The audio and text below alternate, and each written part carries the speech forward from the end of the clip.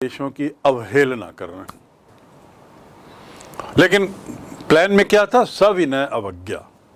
Gandhi had 4 protracted interviews. Gandhi के 4 बड़े लंबे दौर चले वार्ता के। प्रोट्रैक्टेड मतलब लंबे, प्रोट्रैक्टेड सिस्टम, लंबा चलने वाला। तो किनके साथ दौर चले? ये लेफ्टिनेंट गवर्नर मिस्टर गेट के साथ, who as a result appointed an official commission of inquiry. और इन 4 दौर का परिणाम क्या हुआ? एज ए रिजल्ट मतलब के परिणाम स्वरूप, इस 4 लंबे दौर की बातचीत के वार्ता के परिणाम स्वरूप लेफ्टिनेंट गवर्नर ने एक इंक्वायरी कमेटी बैठाई, कमीशन ऑफ इंक्वायरी। किस लिए? उसका उद्देश्य क्या था? Into the indigo cropper situation. Indigo नील की खेती करने वालों की जो स्थिति थी उसको लेकर एक समिति बनाई, उनकी समस्याओं का अध्ययन करने के लिए।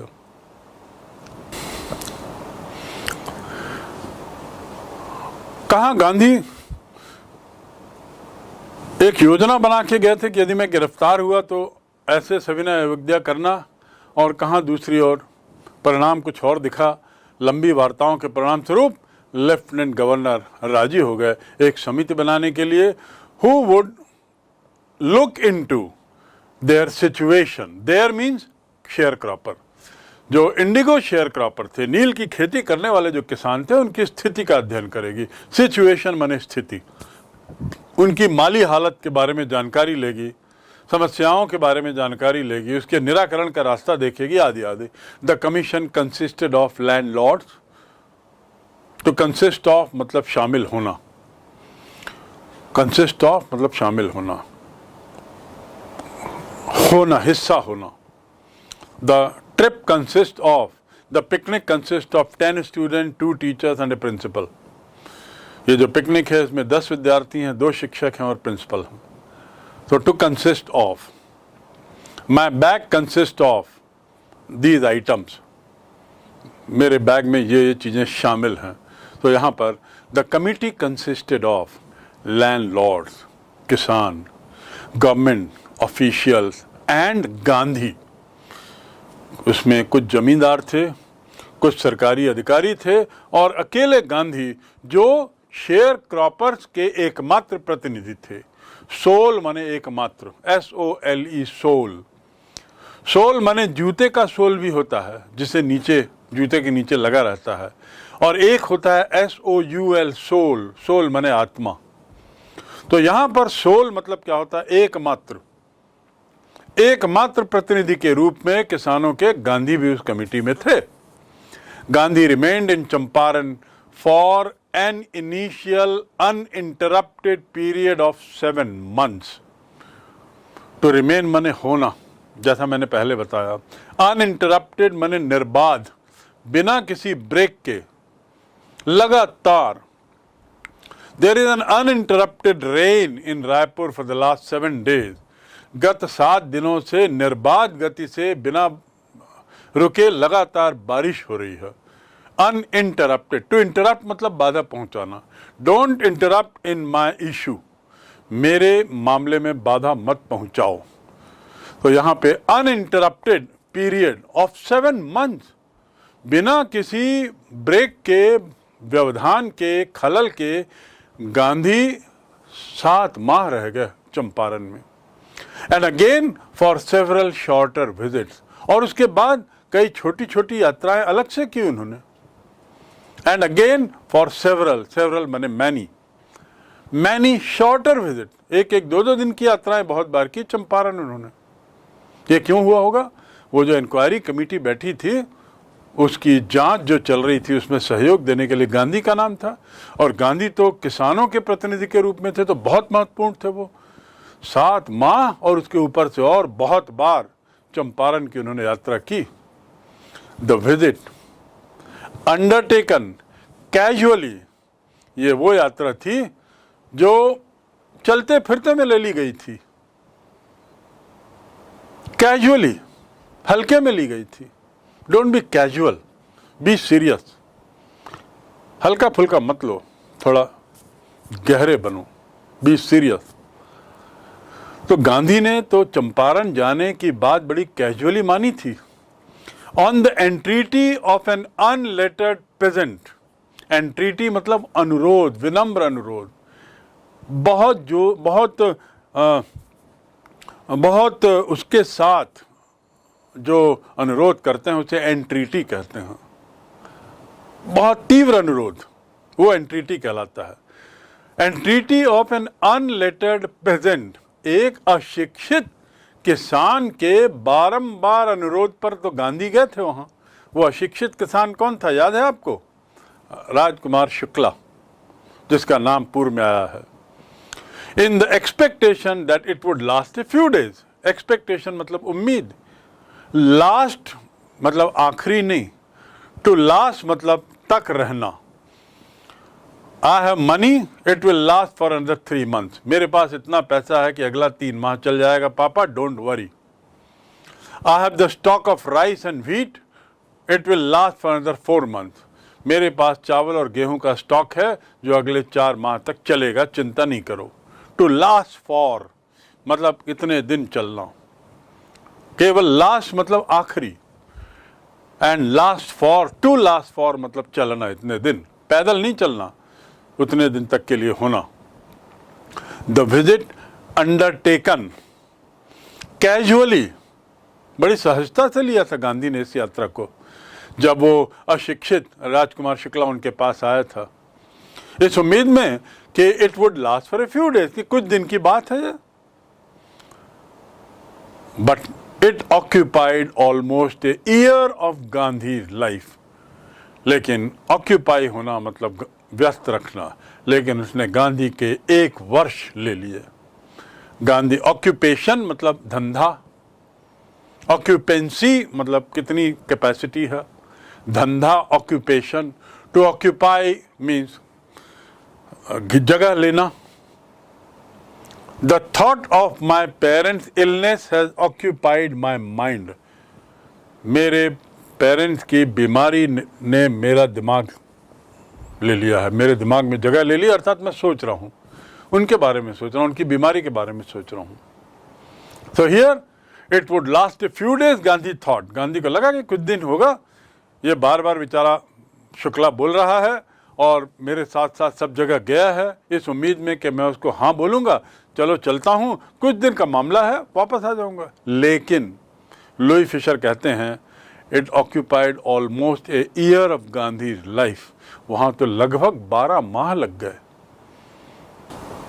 द ऑफिशियल इंक्वायरी, जो कमीशन बना था,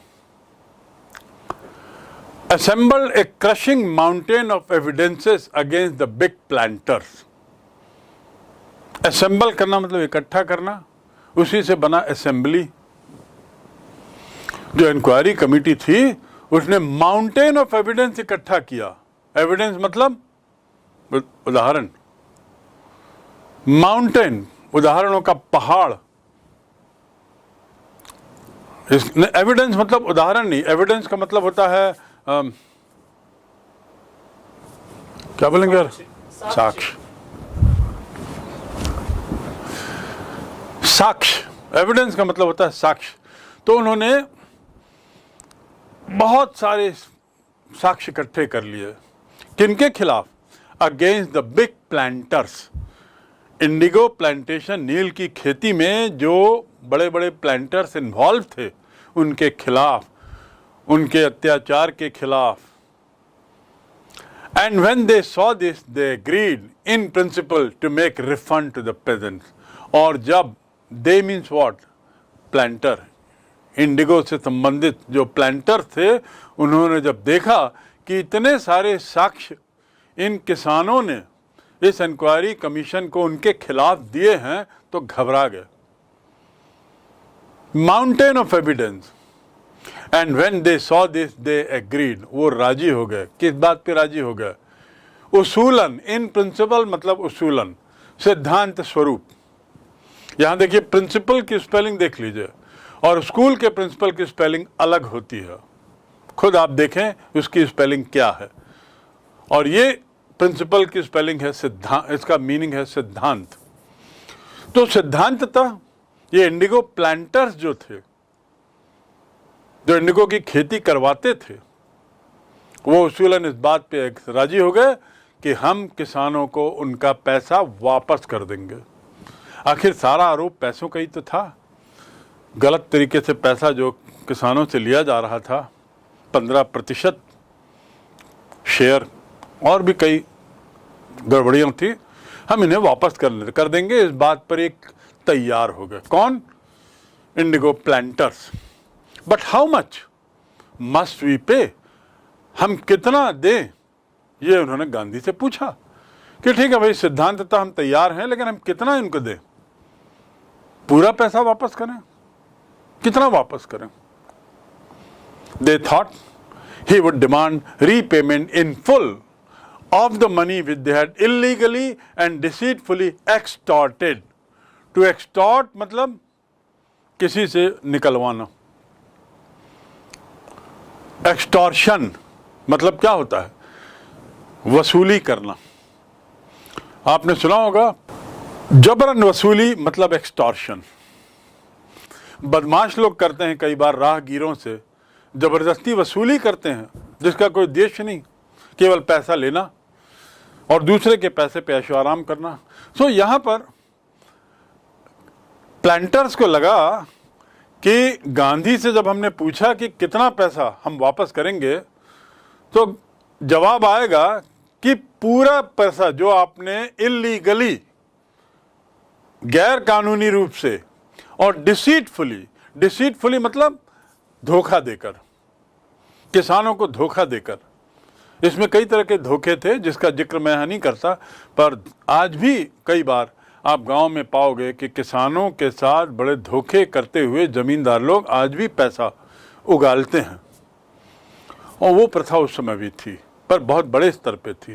तो धोखे से जो पैसा हमने कमाया है, जो इनसे जबरदस्ती वसूली की है, ये पूरा का पूरा पैसा हमें वापस करना होगा, ऐसा जवाब आएगा गांधी का।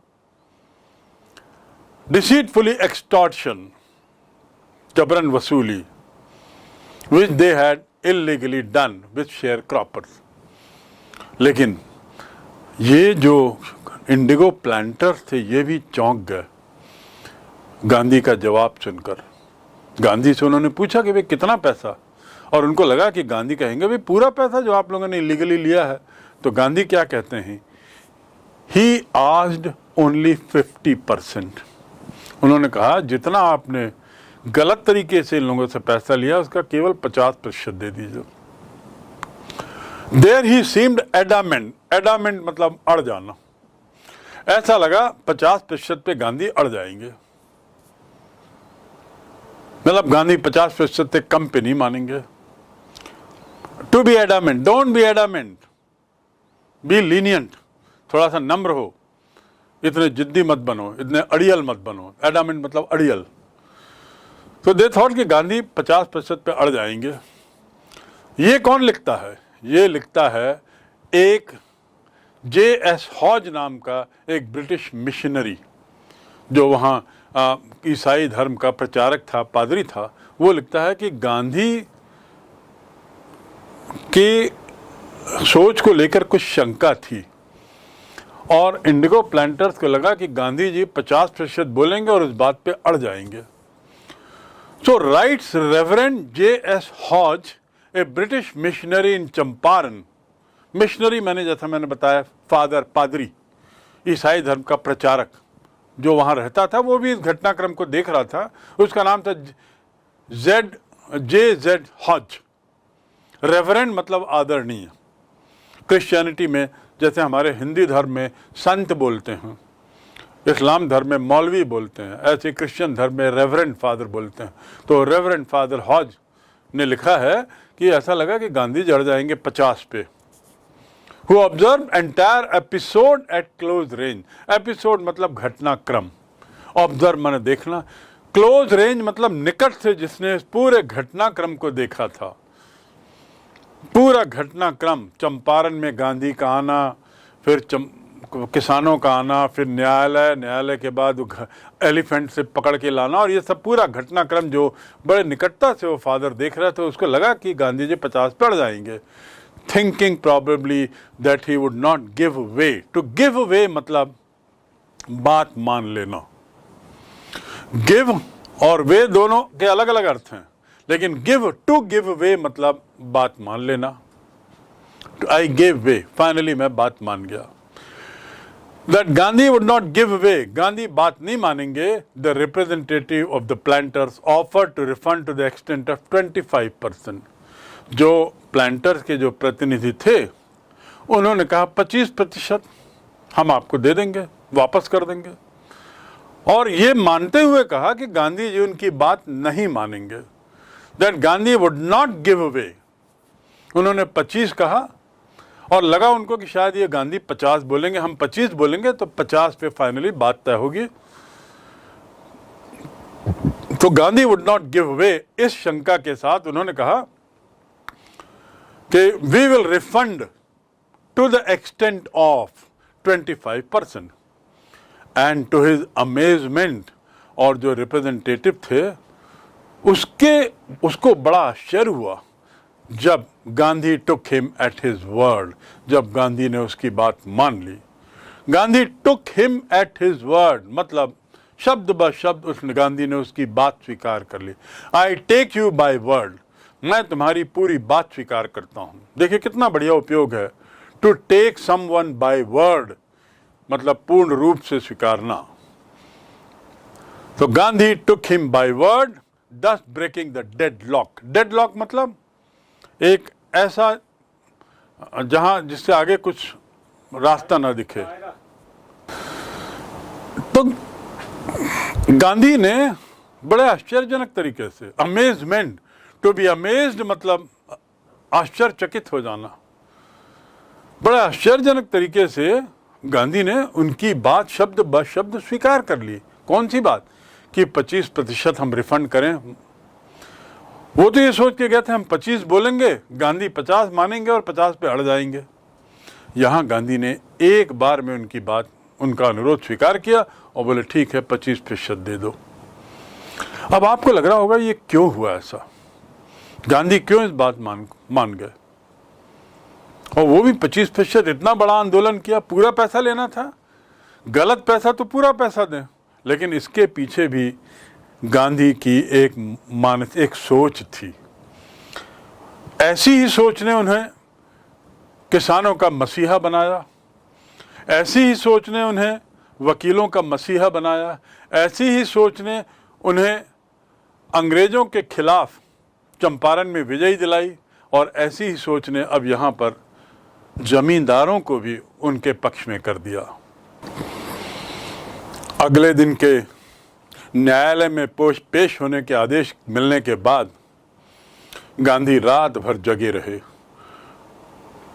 टू रिमेन माने रहना, अवेक मतलब जगे रहना। आई remained awake, I am awake मतलब मैं जगा हूं। ही रिमेन्ड स्लीपिंग, वह सोते रहा। बॉस के आने के बाद भी वह बैठे रहा। Even after the arrival of boss he remained sitting. तो रिमेन मतलब रहा, और रिमेन का अर्थ और क्या होता है? रिमेन का अर्थ होता है बचा हुआ, बचा हुआ। गिव मी द रिमेनिंग चपाती, बची हुई रोटी मुझे दे दो। Give me the remaining money, मैंने जो तुमको पैसा दिया था उसका बचा हुआ पैसा मुझे दे दो। ये होता है रिमेन्स। और यहां पर है रिमेन्ड अवेक। टू रिमेन माने रहना, जगे रहे, कोई काम जारी हो उसके संबंध में कहते हैं रिमेन। तो all night Gandhi remained awake. अगले दिन की प्रतीक्षा कर रहे थे वो कि मैं कोर्ट जाऊंगा। ही टेलीग्राफ्ड राजेंद्र प्रसाद। उस जमाने में फोन वगैरह तो होते नहीं थे, टेलीग्राफ होता था। आपने टेलीग्राफ को देखा तो नहीं होगा पर सुना होगा, और देखिए कितनी बढ़िया मशीन थी। पहली ऐसी मशीन जो संचार के मामले में जिसने क्रांति लाई। और आज जो नेट फैसिलिटी है उसकी शुरुआत हम टेलीग्राफ मशीन से देख सकते हैं। टेलीग्राम जिसमें होता था, तो उन्होंने एक टेलीग्राम भेजा। देखिए टेलीग्राफ मशीन या टेलीग्राम कैसा दिखता है। It's very interesting. और करीब 40 वर्ष पहले तक, 30 वर्ष पहले तक टेलीग्राम होता था। अब तो नेट के कारण खबर तुरंत पहुंच जाती है। ही टेलीग्राफ्ड राजेंद्र प्रसाद। कौन राजेंद्र प्रसाद? वही जो पटना में थे, डॉक्टर राजेंद्र प्रसाद, वही जो बाद में राष्ट्रपति बने और एक प्रसिद्ध वकील थे, प्रसिद्ध एक होशियार विद्यार्थी थे। तो उन्होंने राजेंद्र प्रसाद को टेलीग्राम किया to come from Bihar with influential friends. Influential मतलब प्रभावशाली, इन्फ्लुएंस माने प्रभाव। You have great influence on your students. The teacher mister so and so has great influence on his student. फला नाम के शिक्षक का अपने विद्यार्थियों पर बहुत प्रभाव है। Mahatma Gandhi had great influence on the public. Gandhi का बहुत प्रभाव था। तो यहाँ पर राजेंद्र प्रसाद को अनुरोध किया जाता है गांधी के द्वारा टेलीग्राम के माध्यम से कि अपने प्रभावशाली साथियों के साथ बिहार से आओ, पूरे बिहार से लेके आओ। ही सेंट इंस्ट्रक्शंस टू द आश्रम। और उन्होंने आश्रम को भी कुछ खबर भेज दी। कौन से आश्रम को? साबरमती और वर्धा। और ऐसे ही वो जहां मोतिहारी में रुके थे वहां भी उन्होंने खबर कर दी। कुछ खबर से ज्यादा उन्होंने कुछ हिदायतें भेजी, इंस्ट्रक्शंस, क्या करना है क्या नहीं करना है वो लिख के भेज दिया टेलीग्राम में। He wired a full report to the viceroy. मुझे टेलीग्राम करने की जो क्रिया है उसको वायर कहते हैं। I have wired the message. आज हम क्या बोलते हैं? I have send the message. वो नेट से हम भेजते हैं। उस समय वायरलेस कहते थे उसको। टेलीग्राम का जो सिस्टम था वो वायरलेस सिस्टम कहलाता था। पहला ऐसा कम्युनिकेशन का सिस्टम जो बेतार था, बिना तार का था। आज भी किसी तार की जरूरत नहीं पड़ती नेट में। तो पहला बेतार wireless system was the first communication system of modern times, a great invention. So Gandhi wired a full report. उन्होंने अपनी पूरी रिपोर्ट एक टेलीग्राम के माध्यम से वायर कर दी, तार कर दिया। हिंदी में उसे कहते थे तार करना। टेलीग्राम भेजना अर्थात तार करना, ये हिंदी में उसका अनुवाद है। तो Gandhi wired a full report. का किस चीज की रिपोर्ट? अपने मोतिहारी जाने की रिपोर्ट, मोतिहारी से हाथी में बैठने के बाद की घटनाक्रम, वापस आने के बाद पुलिस सुपरिटेंडेंट का आदेश, उसकी पावती, उनके द्वारा उसकी अवहेलना की सूचना, ऐसी पूरी एक रिपोर्ट बनाकर घटनाक्रम की सूचना उन्होंने वाइस रॉय को तार से भेज दिया। अब वाइस रॉय कौन होता है? अंग्रेजों का सबसे बड़ा मुखिया भारत में वाइस रॉय कहलाता था। ये वाइस रॉय दो पद संभालता था, एक कहलाता वाइस रॉय और उसी का ही दूसरा पद था एक ही व्यक्ति का, गवर्नर जनरल। गवर्नर जनरल मतलब गवर्नरों का जनरल। गवर्नर कौन होते थे? अंग्रेजों के काल में जो राज्य थे उन राज्यों के राज्यपाल को गवर्नर कहते थे। जैसे आज हम राज्यपाल हैं हर राज्य में और हम गवर्नर कहते हैं, ऐसे ही in the time, British time, there used to be states. Each state had its own governor. The head of the governors was called Governor General. The same man who was Governor General was also the Viceroy. Now what is the meaning of the word Viceroy? Vice to the royal. Royal means British king or queen, who was the head of all British Empire. And vice means assistant, vice principal, vice captain, vice means assistant, number 2. So he was number 2 to the king in India, and he was the same person who was head of all the Rajyapals or governors in India. One and the same man. Imagine, so powerful man he must have been. To this, and he would live in Delhi, the capital of India. Viceroy was based in Delhi. He represented king in India. and he represented all the governors of India in Delhi.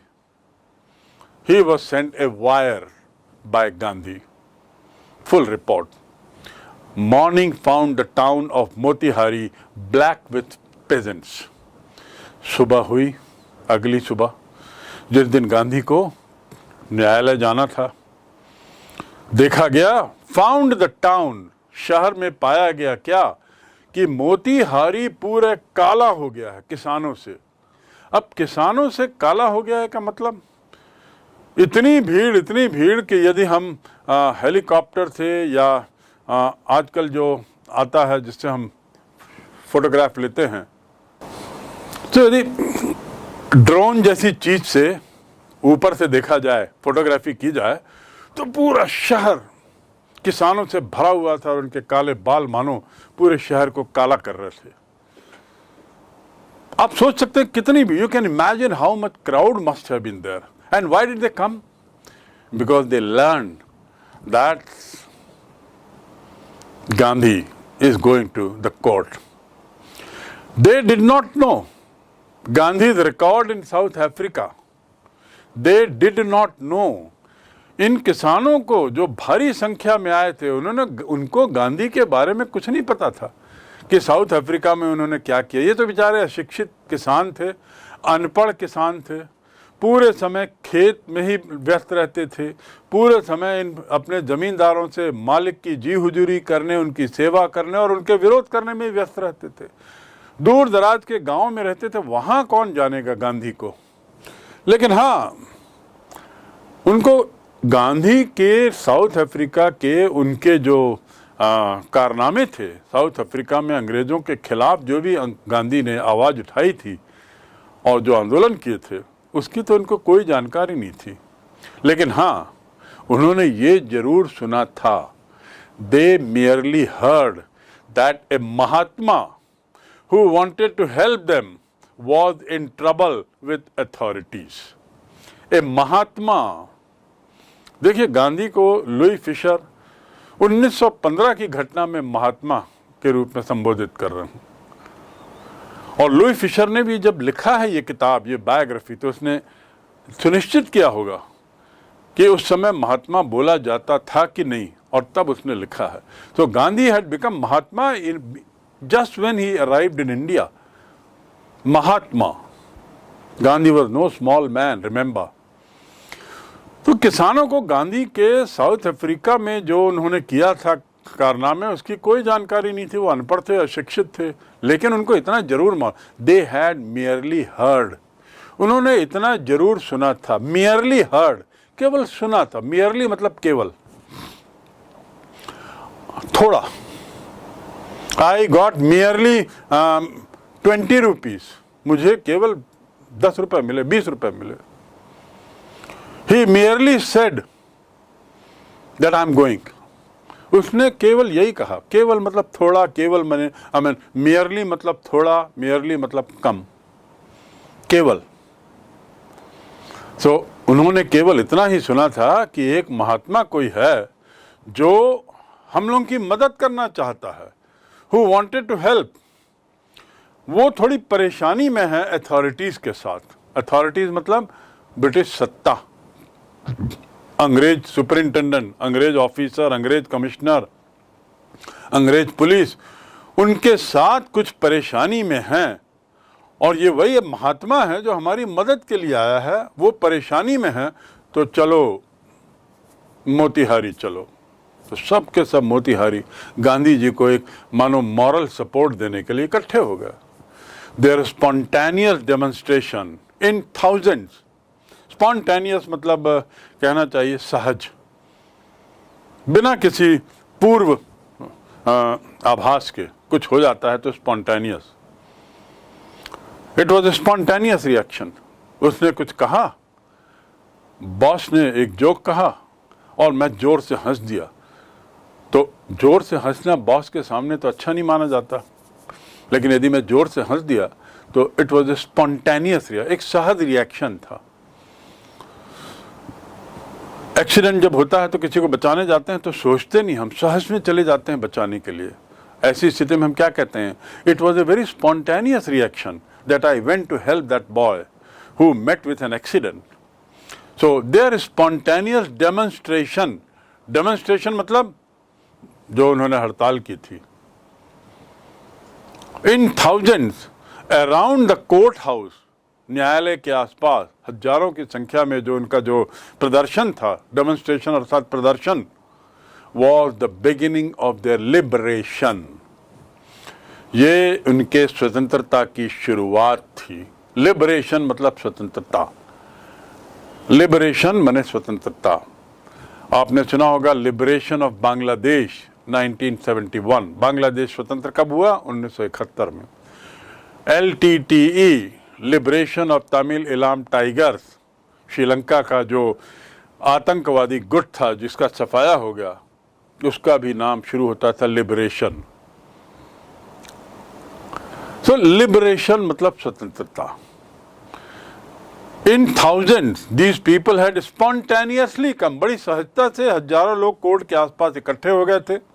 किसी ने उनको बुलाया नहीं था, भड़काया नहीं था, किसी ने धक्का जबरदस्ती नहीं की थी, अपने आप आ गए, केवल यही सोच के कि ये कोई महात्मा है जो हम लोगों की मदद कर रहा है, उसको सरकार के साथ कुछ समस्या हो गई है, तो चलो जरा देखते हैं क्या समस्या है, चलो उसकी मदद करते हैं, करके सब आ गए. और यही शुरुआत किस बात की थी? लुई फिशर कहते हैं दिस इंसिडेंट, दिस डेमोन्स्ट्रेशन, ये जो प्रदर्शन था, it was the beginning of their liberation. Their मतलब किसानों की स्वतंत्रता की शुरुआत यहीं से होती है. अब लिबरेशन, स्वतंत्रता किस चीज से स्वतंत्रता? क्या अंग्रेजों से स्वतंत्रता? नहीं.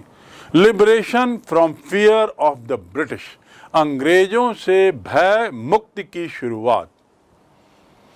ये जो घटना है, ये एक बहुत बड़ा टर्निंग पॉइंट था, बहुत बड़ी ऐतिहासिक घटना है, क्योंकि यहां से शुरू होती है भारतीय किसानों की अंग्रेजों से भय मुक्त होने की शुरुआत. और आपको मैंने पूर्व में बताया था कि गांधी लगातार फियर, डर को हटाने की बात करते थे. डर किस बात का? निडर रहो, डरो नहीं. गलती की नहीं की हो तो डर क्यों रहो? और डरने वाले लोग वही होते हैं जो या तो कायर हैं, गलती किए हुए हैं, अपराध किए हुए हैं, वही डरपोक हैं, जो हमने नहीं किया है. इस घटना से एक बदलाव आता है भारतीय स्वतंत्रता आंदोलन में. और भारत जो 1947 में स्वतंत्र हुआ, लिबरेट हुआ, उसकी शुरुआत लुई फिशर कहते हैं किसानों के मन से डर को मुक्त करने की शुरुआत ये चंपारण की घटना से हुई, जो बाद में बहुत बड़ी घटना बनी. अब देखिए मजा, गांधी ने किसानों को तो नहीं बुलाया था. हाँ, सूचना दे दी थी सरकार को कि मैं कल न्यायालय जाऊंगा और ये घटनाक्रम है, पर उन्होंने किसी को उकसाया नहीं था, प्रेरित नहीं किया था, आदेश नहीं दिया था कि आओ. हाँ, राजेंद्र प्रसाद को उन्होंने जरूर टेलीग्राम किया था कि अपने कुछ प्रभावशाली सहयोगियों के साथ आ जाना. लेकिन यहां तो हजारों की संख्या में किसान, तो गांधी पे आरोप नहीं लग सकता था कि आपने उनको बुलाया है, भीड़ भड़का रहे हो आप. द ऑफिशियल्स फेल्ट, तो क्या होता है, परिणाम क्या होता है? The officials felt powerless. जो अंग्रेज अधिकारी थे, अंग्रेजी सरकार में जो अधिकारी थे, वो अपने को असहाय पाने लगे, असहाय महसूस किया. क्या करें अब, ये भीड़ को कैसे हटाएं? और वो भी भीड़ जो शांत है. डंडा मारना मतलब इनको और उकसाना. इस भीड़ के आने का दोष किस पे दें? कुछ समझ में नहीं आया. अपने को असहाय महसूस किया और उनको लगा कि गांधी के सहयोग के बिना कुछ नहीं कर सकते. मतलब इस भीड़ को हटाने के लिए हमें गांधी का सहयोग चाहिए होगा. देखिए, गांधी के सहयोग की अपेक्षा अंग्रेज सरकार कर रही है. किस चीज के लिए सहयोग? इस भीड़ को हटाने के लिए. ये है ताकत शांति में, ये है ताकत अवज्ञा में. शांतिपूर्ण ढंग से विरोध करने की ताकत का ये बहुत बड़ा उदाहरण है. The officials felt powerless. असहाय, विदाउट गांधीज कोऑपरेशन, बिना गांधी के सहयोग के अपने को वे असहाय महसूस करने लगे। जैसा मैंने बताया कि हजारों की संख्या में जो स्वफूर्त आए थे, सहज रूप से आए थे, स्पॉन्टेनियस, वॉलंटियर किया था जिन्होंने, स्वफूर्त, वो अंग्रेजों के भय से किसानों की मुक्ति की शुरुआत मान सकते हैं। एक और देखिए ये घटना, वहीं दूसरी ओर अंग्रेज असहज हो गए।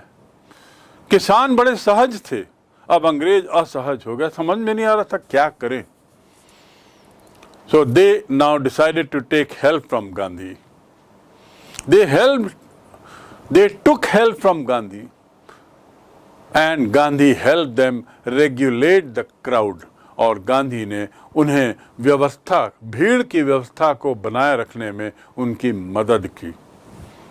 गांधी ने अंग्रेजों की मदद की, किस मामले में? भीड़ को व्यवस्थित रखने के लिए।